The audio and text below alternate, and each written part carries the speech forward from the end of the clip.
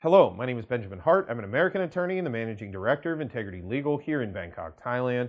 As the title of this video suggests, we're discussing the blacklist, what I would call the broad blacklist, the blacklist that can now apply to folks who overstay in Thailand, as opposed to sort of the criminal blacklist, where if you have a criminal conviction, that's basically always been the case. If you had a criminal conviction in Thailand, a major criminal conviction generally, then what would be the sort of the equivalent of a felony under the sort of the Western system, then you could be blacklisted and not allowed to return to Thailand. But a lot of people have asked me, did the Prayut government bring in the blacklist? And as I recall, and this is sort of to some degree my recollection and anecdotal, as I was seeing things transpire when the change of government happened, we were starting to see policy shifts in immigration before the Prayut government came into power.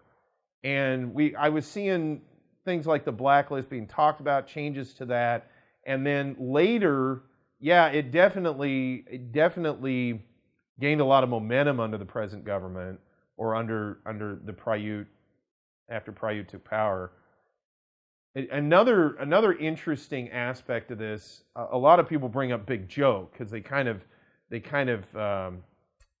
in their minds, I think they think of Surachat Big Joke Hakpan, the former head of Thai immigration, as kind of being the one that really pushed this. And there's no doubt about that.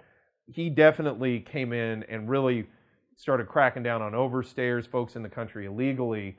But frankly, the rules were changing before all of that.